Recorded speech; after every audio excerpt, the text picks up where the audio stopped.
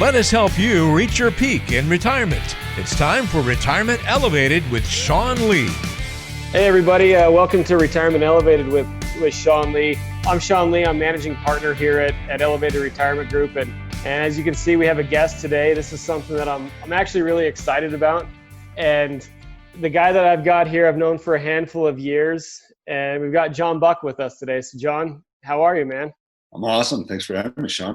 Good. Now, just to give a little bit of background of who you are, for those that don't know you, John, you're actually born in my home state of Wyoming. Yes. A little bit of ways from me. I'm pretty fortunate as a pitcher that you actually moved out of Wyoming and came down to Salt Lake, because we graduated the same year. And the year that we graduated, 98, you were actually drafted in the 7th round, made it to the big leagues in 2004, right? Yeah.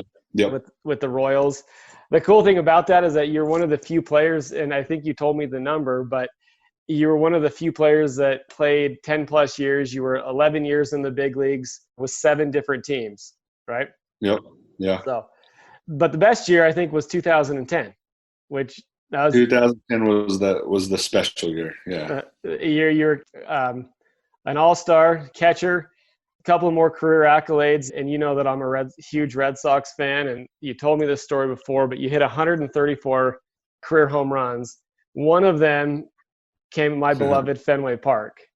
Yes. I think it was like an extra inning game. I can't remember what it was. I remember there's a couple of parts that kind of make this home run funny and memorable. Was one, it was at Fenway, of course. You hit a home run in Fenway in the same box that Babe Ruth and Ted Williams and the great stood. That's special in itself. But I happened to hit one left, kind of a screamer over the Green Monster. And Jamie Burley and my wife just happened to go and kind of sit in those spots, in those seats. And they just happened to walk out there as they were walking out onto the Green Monster. I hit the home run, and Brooke has to literally duck out of the way or my ball will hit her. She ducks out of the way. And the other part of that, like I said, it was an extra inning game. It was the longest trip around the bases because as I hit it, I cramped. As you know, in New England there, it can get hot in the dog days of summer. And it was extra innings. And, I think we'd used all our players, so I had to kind of tough it out. And so I cramped, literally had a cramp so bad in my hamstring. It took me 2 or 3 minutes to even get to first, and then jog around the bases as I'm cramping. Your body's cramping up like this. So it took me a while to get around the bases. And of course, Ozzie Guillen was my manager at the time. I never heard the end of that. It was like, that was the ugliest trot I've ever seen around the bases. He was like, what was you like? Look like you're, I was like, yeah, I was cramping up. Everything was cramping. My hands, my feet, it hurt. Like if you were a better manager and used your subs a little better, I could have been had a speed up runner. Well hydrated. Yeah. So yeah, it's still a home run. The clip, if you see it, you see Brooke literally dive out of the way and the ball almost hits her. So it was kind of funny. Yeah. That's one of my favorite stories. And I got a chance to, that I go play once a year down at Red Sox camp, and I got a chance to just step out on that field. And it's amazing that you getting a chance to walk out to Fenway Park and play. Just as a fan, I couldn't even imagine just playing a 4-game or 3-game series there consistently multiple times throughout the year. I would assume that the nostalgia is still the same each and every time that you go out there. Yeah, there's certain places that, Chicago's that way, and Old Yankee Stadium was that way. And it's, playing in Old Yankee Stadium and then the new, you can just feel that different energy there. And obviously Fenway has that special energy. It's hard to describe. It's just like it's a cathedral of greatness that you just get to be a part of. And, like I said, standing in the box where the greatest players to ever play the game. And I don't know, there's an aura there and then also being in the clubhouses that, that's the same spot that Babe Ruth changed. And there's not much change. There's a very good chance if you moved one of those lockers, you may find Babe Ruth's jockstrap there. And there's not a whole lot. There's not a whole lot that has changed there. So the authenticity of the locker rooms and stuff, it's the same little dungeon holes that they were changing in. Yeah. So I don't know, something very special about that. And then also the history, like if you go in the Green Monster, there's a part in the Green Monster, or they take the tours and you get to peek in, but you go back there a little bit further, there's kind of a players area, if you will, an MVP area where there's messages of the greats that have kind of written on the wall and wrote stuff, that some that should be publicly known, some that shouldn't be, different messages. And I don't know, it just has that kind of aura about it. It's cool that if you've gotten to play on there and be a part of that, it's a special little fraternity to be a part of, for sure. That's awesome, man. I actually went into the visitors' locker room in Fenway the day that we played. It's tiny. I can't imagine that. I'm sure the Red Sox locker room's not that way at all, and that it seems like the batting cage is a little bit more upgraded. So 2015, you retired. Now, what are you doing now? I know that you spent a lot of time with the kids and you got some other projects, but now that you're retired, what's going on? Well, when I first retired, I had started Buck Athletics, which was an equipment company. I started creating bags and had some patents and some utility patents, and got into kind of the entrepreneurial. Was doing which actually sold those patents and some of that stuff to Lizard Skin, which if you see their bags, and they're eerily similar to what you saw, the old Buck Athletic bags. Oh, yeah. So I was able to kind of exit left with that and pull that off, and started getting into some technical, like tech business with the Players Union in Major League Baseball. Got close to a deal. Actually, the company Next Level Locker was in the collective bargaining agreement, but it was kind of one of those, if it works out, it works out. If it doesn't, it was the right way to do it, but someone had to stand up and kind of be that third-party business. Unfortunately, as you can tell, and the rest of the world can tell right now, they're not getting a whole lot, let alone, at the time they couldn't agree with it. I don't know if you remember the shoe colors. Remember hearing a little, I was the cause of all that, right? And I was saying they're selling that stuff to us. There was, where we kind of create a locker where you would be able to go click on your favorite player's locker and literally see down to his socks and what type of sliders he uses and why he uses them, have direct access to them. And then also it would lead into kind of an AI, because their name, likeness, image, or voice, as you know, going into those type of games now, which is a huge revenue stream for them. Like, how do we own and take some ownership in our name, likeness, and image? So started that company. The name itself, Next Level Locker, is a placeholder in the collective bargaining agreement for another company. That didn't work out, but kind of moved on from that. Started some other entrepreneurial things, doing some counseling, if you will, or advising for a company called Blue Chip Analytics, which is, a lot of you young kids out there, this is how early anything that you put onto the internet, anything, they can go out there, take the imprint of anything, your TikTok, social media. Teams are getting that right now, and they can start basically a psychoanalyst analog of who you are as a person, anywhere from your sexual behaviors to your aggressiveness to your passiveness. They have that documented, and it starts literally and they take that imprint of your entire, electronic Ethernet imprint, if you will, and they make it, and it's within about 98%. So the stuff they can tell by the fluctuations in your voice on interviews or TikToks and weird things that you do. They get a lot of data from that I don't think the average person realizes, that they're analyzing you, when you're putting that on when you're 12 years old, that may be the difference whether you get drafted in the fifth round or the first round. So working for them, doing some, like I said, some advising for that company, more or less setting up dates with players and teams right now. But that company's definitely getting legs. And then started getting into franchisee and franchisor business here with restaurants of late. Yeah. Nice. Well, yeah. A little busy. I can't sit still. You know me, Sean. No. What I know of you, you're constantly moving and constantly doing something, which is a good thing. But I think the thing to remember on that is that, you have the freedom to choose at this point. Like, you can choose what projects to get involved, what projects to to kind of push to the side. And if something doesn't work, it doesn't kind of destroy your whole world. And I talk a lot about that in different podcasts that I do and different, interviews that I've done. I connect back the game of baseball a lot with retirement planning and income planning, and really how the game progresses and changes from, when you come in as a catcher, when the manager sets a game plan, that game plan works until it doesn't work, right? And something happens that's kind of the unknown, and you really need to adjust at that point. So what I thought that we'd do today during our time is, I equate like the game of life in thirds like the game of baseball, right? Mm-hmm. And so those initial 3 innings, as a catcher, you probably played catcher since you could walk. Yeah.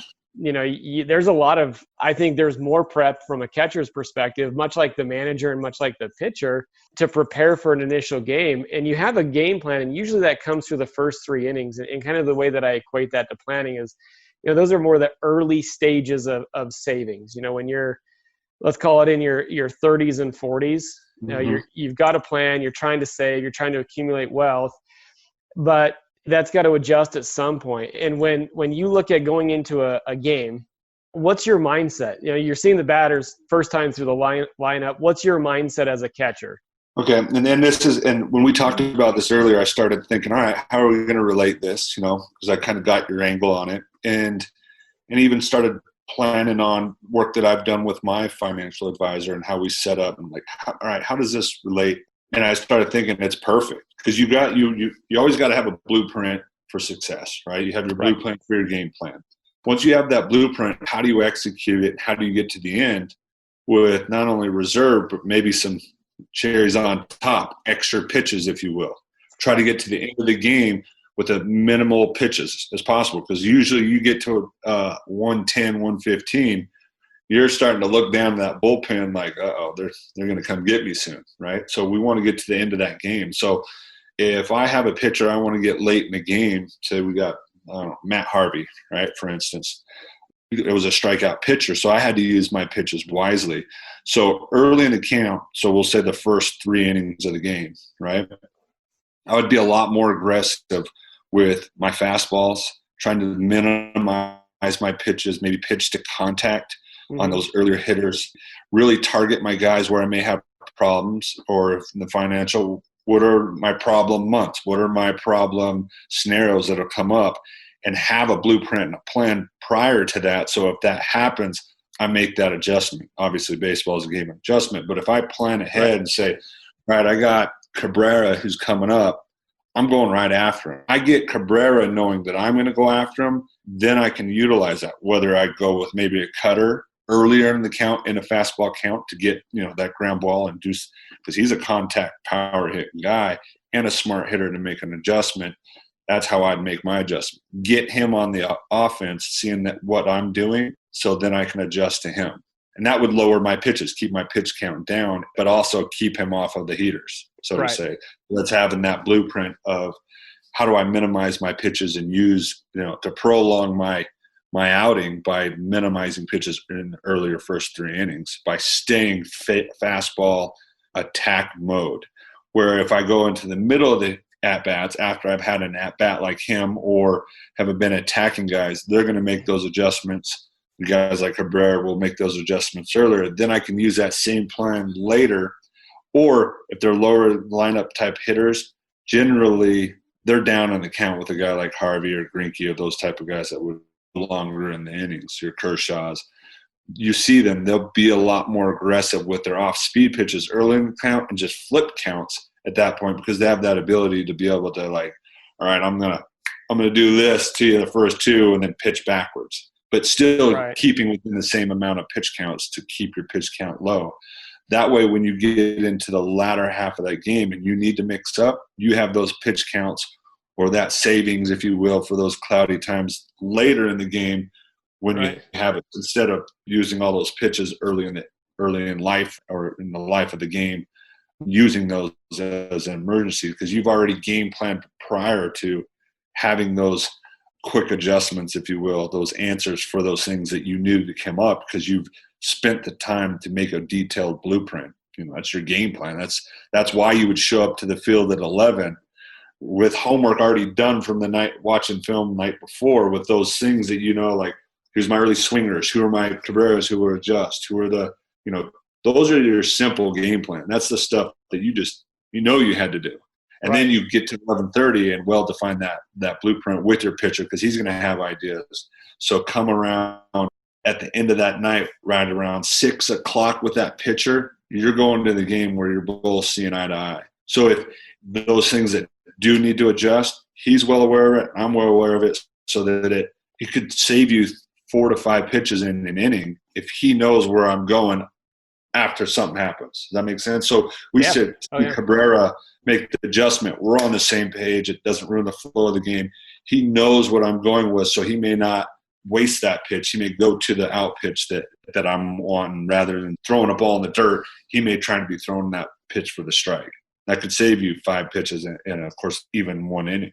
Which is huge, because, I mean, and the one thing that I caught on to that you said is that you're game prepping for the next game the night before. Right. People think that, oh, man, they just show up at the ballpark at 5 o'clock, they take some BP and play some baseball. There's a lot of prep that goes into that, and a lot of planning that goes into it as well.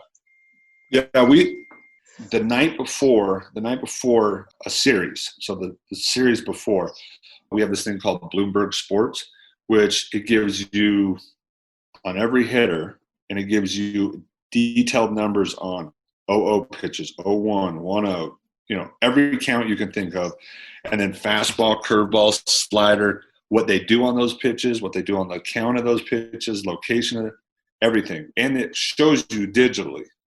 So the night before, I tell my, because you get a film guy, I said, all right, they'll send you the film. I want the last 3 games. I liked having their last 3 games of what they just got done doing, because that tells me, what are they doing right now? Like, is Cabrera looking inside right now? Is he hitting the ball inside, or is he really on his inside out game right now, where he's dominating that and adjusting to the inside, right? And that's when he's as dangerous. That means I need to, that tells me right now, okay, I need to make him real aware that I'm going in right now, to get him in that mode that I was talking about, right? And if I get him in that mode, then that'll save me just that one hitter, and a very good hitter. That saves me 5 to 6 pitches, which over a compound effect of 4 or 5 good hitters in a lineup, that's a lot of pitches. That's getting me to the later innings, and being aware of that and starting. That's why I like seeing that. What are they doing right now? Because if he's in a mode of a pull mode right now, it's like, oh, great, I got him. Whoever he just played just did that work for me. I can go live on the outside and get those pitches. Right there saves me 3 to 4 pitches on the average. Well, and depending, like in the National League, I mean, pitchers have more limited life than they do in the AL, just because of designated hitter and stuff. But talking about a guy like Harvey, I watched Harvey pitch. And you guys came in, and the goal was let's get through the first time in the lineup, like those first 3 innings. Let's have a clean slate. Let's not get to 60 or 70 pitches through that. So you've come up with a clean plan to get you through there. But then the game changes. Maybe runners get on, and second time through the lineup is much different. And kind of the way that I look at it is, the second time through the lineup is, let's call it the 50 to 60 year age. Right? That's you're right on that cusp of retirement. And there are some adjustments that have to be made in the plan. Like, a lot of people, they go into retirement like their initial game plan, but adjustments aren't made. And so as you look at the game from a catcher's perspective, and really a field general, what are you doing with your pitchers to say, hey, these are the adjustments? You talked a little bit about it, kind of flipping not the pitch count, but the sequence of pitches. And you've now seen what the batters are doing. How are you adjusting the game plan on the fly with your pitchers? Well, because I got to get to, as a catcher, like you said, as a field journal, I also got to think of them as different accounts, if you will, right? So if I have this pitcher, my main objective is to get a 0 and goose egg and win at the end of the game, right? Right. And if I can use him, and I see, all right, pitch count, he's not making it to the end, right? I'm going to start throwing the kitchen sink, because I need to who do I got going on in the pen? Right. Do I got a lefty coming up? Who do I have coming to hit? So I may start pitching around this guy to get to that guy because I know I got a lefty in the pen. So I'll start strategizing my own head, right? I can start using everything now with this pitcher. Mm-hmm. Or saying, all right, I got to let it all hang out with this guy. Or maybe he's doing good and I got those middle innings and I can be like, all right, he's rolling through these lineups. He's doing good. Let's stick to the game plan. But if not, what can we go to? What stuff does he have? What do I have coming? And then also, depending on the scoreboard, am I going to go to the bullpen and win? That may determine where I turn up the dial using the rest of his stuff to get him, maybe another time through the lineup, getting him to turn over that lineup one more time. And so that, like I said, maybe a different account. So I may just dump everything that he has to get him through that so that I can get to my middle inning pitchers that are kind of like my they're your Roth IRAs, right? They're going to be steady, easy. You know what you're going to get. They don't change. They just they're steady. Usually their roles, they're pretty similar in the pen. That's why they're middle of the bullpen type of guys. Yep. And they maybe bridge a couple innings to get to your latter half inning guys, or usually your power arms, your high strikeout inning guys.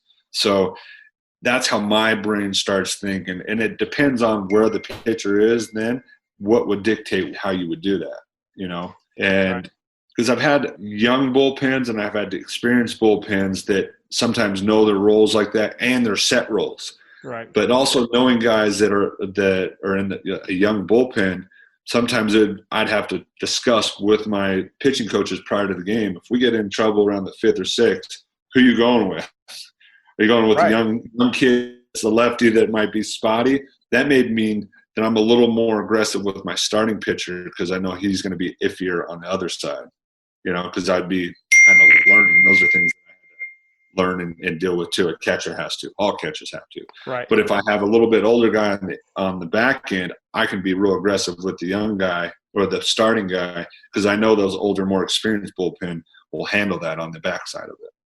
So, I mean, the idea with those middle guys, they're not usually the dominant guys that are going to come in and shut the door. Right now we're seeing some pretty hard throwers that are coming in the 7th, 8th, and 9th innings. But what your goal is to start to prepare that 4th and 6th inning eaters. Yeah, they're inning eaters. They're going to be consistent. Yeah. To get through to the 7th, which, I bring it back to the planning side, and that's, the 7th inning, we'll call it retirement, 7th through 9th. I mean, that's the end of the game. You want to shut the door. Unfortunately, we know that we're all going to die at some point, but we don't want to run out of money in the 8th inning. We want to end the game strong. And so I like that point that you've got these guys that are going to come in. They're going to, whether it's your starter or the middle inning guys, there's going to be plenty of adjustments that are made. But now, 7th inning rolls around, we'll call it retirement. Now you're trying to slam the door shut on the other team, and you're now making decisions that are to get to the end of the game, and planning needs to change again, right? Yeah. And two, those decisions become more costly too at the end. Right. And so I think preparation on this end of it is maybe more important than some, probably the most important because, that gap is narrowed. Your time to recover off of bad decisions way less, and it's going to hurt a lot more. Because in retirement, you don't necessarily want to go back to work. Right. You don't necessarily have to spend another guy out of your bullpen, so to say. Because you got tomorrow's game and then the next game, and if you wear down the bullpen, you wear them out, and it hurts for the rest of the week, the rest of the series, until you get another starter to go deep into the game. So, those decisions become a lot more costly if they are wrong decisions. So I think you're, again, back to your blueprint and your planning. That's huge because that will help mitigate risk on those decisions that may be costly. And if they are costly, having a plan to back that up, a secure plan to back that up, whether it be your financial planning or what guy am I going to go to help me get out of this bullpen situation, because that'll affect for the rest of the week or the rest of your life if you're talking financial planning. Yeah, I mean, bad decisions, I say that a manager doesn't lose the job in the first inning. Like, your plan's not going to blow itself up in the first inning.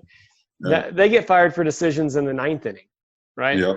Or third base coach sends a guy from second to home when you've got a Cabrera coming up with 2 outs. Probably not the best decision to make in the bottom of the ninth. Yep. So That's very scenario that you brought up. If the third base coach or the managers pre-plan this is why you see those managers with those cards. If you ever look into the dugout and looking at those cards, I promise you they've ran that scenario. That scenario comes up, they look at it. They know what they're going to do. They look at the card. Yes, I've already made this. I've ran the numbers. I've done the analytics from the analytics team upstairs. This is the right decision. They can say that confidently so that they save their job. Like, I did this because our analytics team said this is the right thing to do. And my gut is and my little card, which you guys all saw before the game, says this. Also, so they've done their homework. Plus, the third base coach, they've run those scenarios over in their head over and over again. So when that does to come, even before that pitch, I promise you they're saying, all right, if he hits this and it's in this gap and it goes to his left, Yelich out there doesn't go good to his left. If he goes to his right, I'm shutting him down. But if he goes to his left, I'm sending him. That's been played off in a kind of a blueprint in his head or a pregame routine before him. So if they make that decision, that's not just on the seam of their pants. That's been well thought out and planned out beforehand, even in a baseball game. Yeah, I mean, 1,000 different scenarios, right? That could, and unfortunately, you can't plan for them all. You want to be able to, but life happens and scenarios happen. That's why like you said, you build the blueprint, you build the plan. One thing that you talked about earlier, you talk a lot about, and you and I have talked about this with our, even my boy who's 7, your littlest guy is 6. And I know that you would do a ton of work with athletes on being more mentally strong. And this has something to do with planning, kind of the emotional and mental side of it, especially right now with everything that's going on in the markets. But talk a little bit. Can you just briefly give me an idea of why the mental side is so important in sports, especially in baseball? Yeah, well, I think, being in the zone or flow state, like you hear like the Mamba mentality, right? Right. Different ways people have expressed it. And if you've experienced it, you think about, if you've experienced it's like when time slows down. And how we attract that zone or flow state, we have very limited thoughts. Like a peak performer has very minimal thoughts. Like Derek Jeter has 13,000 thoughts probably over the course of the day. And it's, I rake, I hit solid, I'm amazing. That's what his thoughts are. He's not thinking, oh, I hope I don't get cut tomorrow. I've been really bad on sliders. I've made a couple there. That's not stuff that's in his brain. Right? Stephon Curry shoots the ball and he misses. There's not one iota thought thinking, I'm not the guy to shoot that ball. I'm definitely the guy to shoot that ball. And I'm so the guy, I'm going to go work on it because I'm probably going to get that. Those are his thoughts. Those are limited thoughts to the things that you want, not what you don't want. And creating a routine and a ritual to mentally have that narrow focus on what you want, not what you don't want, takes time and preparation. I like to break it down into with my young athletes and then guys that I've trained. And I've got the same training from Jim Fannin. And how I met him was through Alex Rodriguez. And he had a lot of his stuff going on in his life. And the guy that helped him get back on it was Jim Fannin. And he's if you look him up, is the certified zone coach, right? And he has a program where it helps reduce your thoughts to peak performing thoughts. And I broke it down to pregame, in-game, and postgame. Pregame thoughts are thinking about things you want, visualizing and seeing the state of where you want to go and how you want to get there, and nothing more, nothing less. Not, fog and zone breakers. We're trying to minimize those. And during the game, being very conscious of your self-talk. Are we talking about where we're going, how we're going to get there, and how awesome you are? Hearing those tones and talking to yourself will help minimize thoughts. And then post-game, that's when a lot of thoughts, added thoughts that don't need to be there, get planted into us. Is we start telling ourselves, I suck. Why did I swing at that pitch? Why did I do this? Why did I do that? Well, the only reason you go back in time is only to learn. And to really, really learn is like, all right, I swung that pitch, visualize myself, and then here's the mind trick, visualize myself executing it correctly off of that thought I would normally have. So if it's a slider in the dirt and I'm beating myself, visualize myself replacing it, and then replacing with a good thought, and then moving on, and literally moving on, not thinking about it. And then when it does think about it, literally replace it with what you want, not what you don't want. And it seems simple as you talk about it right now, but if you really apply that, it takes hard, because you emotionally get attached to beating yourself up. Why am I went 0 for 4. Try saying I'm awesome, I'm great after you go 0 for 4 and punch out with the bases loaded, and then to replace that, feel like, oh, I'm a champion, I'm the man. It's really hard to do. And the best ones are the ones, the best in the game are the best at losing and failing. They know how to fail forward and get some learning experience out of it. And they're really good at it. And they're able to reduce the stress when the RPMs get high. And I had a scenario when I was kind of going through this and learning this, I had this experience with Derek Jeter. We were in Kansas City. It was my first year, and I hit like 2 home runs that game. And I was like single-handedly, offensively, like beating the Yankees, right?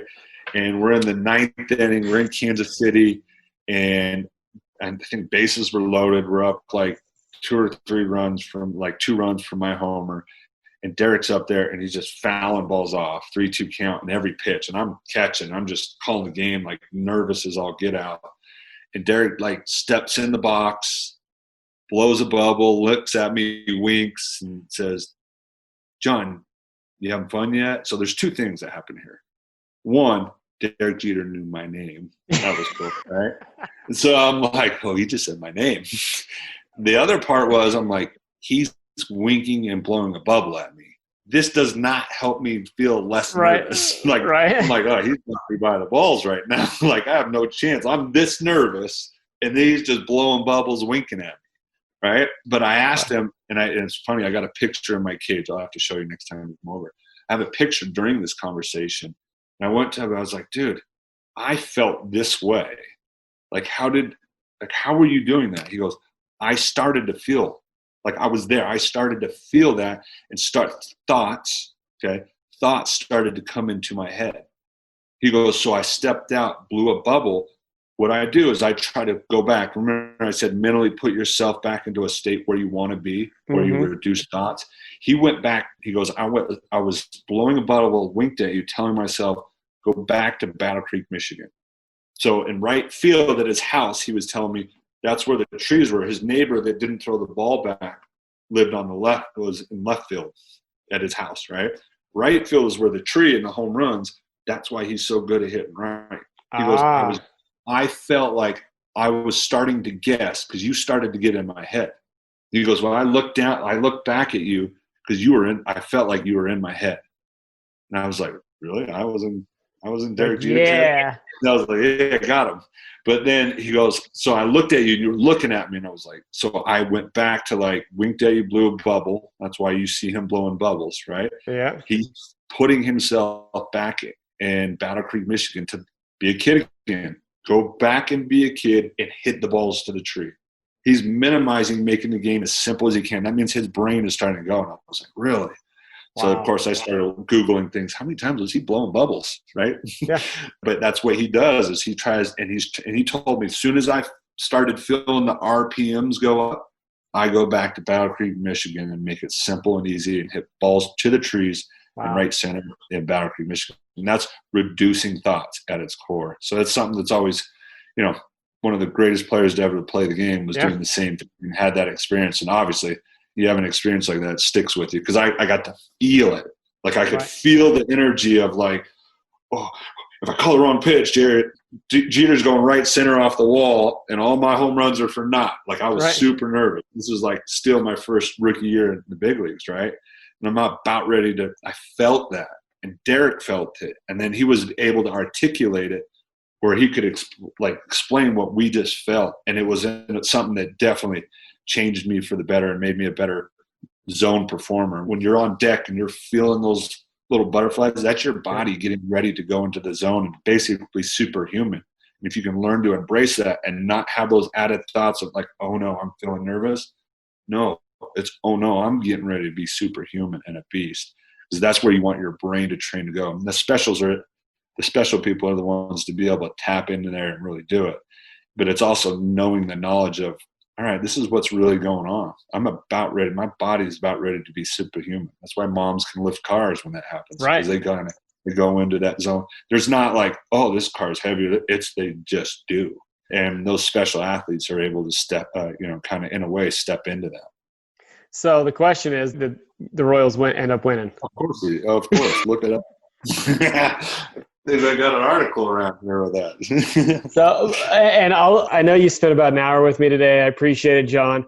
But you're telling me the one thing I do want to touch on before I let you go is you told me a little bit about some work that you're doing with Vincent Vargas and kind of the more giving back and really pushing out and helping our community. Do you want to talk briefly about that and kind of let everybody know what you're doing there?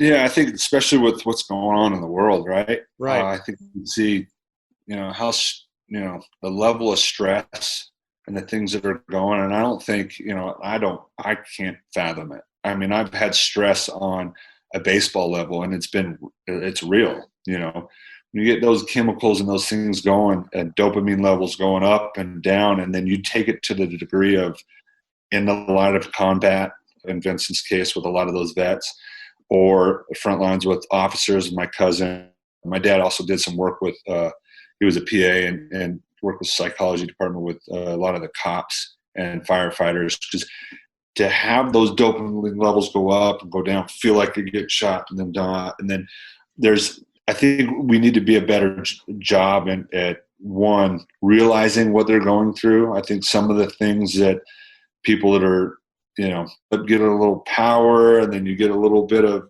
brain damage because of what's going on. I think educating ourselves about that a little bit more and also providing resources so that there's really, like, when you come off of military, they get debriefed. Now, police officers, they're in the line of duty day in, day out for like 30 years. There's not really a debriefing on officers, and I think we're seeing some of the offshoots of that because that hasn't quite, I don't think it's done right or correct or the resources aren't there for it. And I think being aware and putting more resources and efforts into that is something that's kind of caught my eye and my attention that I want to be a part of raising some attention and doing what I can to help provide that, or at least bring the topic up, because I think the more we educate ourselves about it and realize that we can all do a little bit better at, one, understanding, two, providing resources when they're not there for these gentlemen and women that are kind of putting their lives on line for us. I think that's a big part of how we need to move forward. That's awesome. Well, keep us posted on how that, and we'll let everybody know where they can get involved, find out about the work that you and Vincent are doing. And John, I appreciate it, man. I could sit here and talk baseball all day long. That's kind of the beauty of how I've intertwined it. I never made it to quite the levels. There's a problem when you're 5'9", and you're lefty, but don't have to throw you.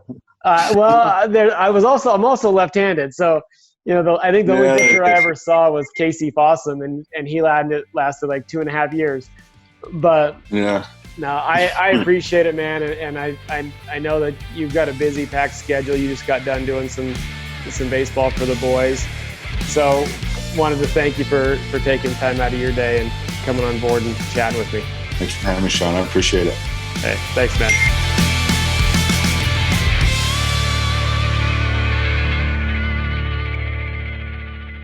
Investment advisory services offered through Elevated Capital.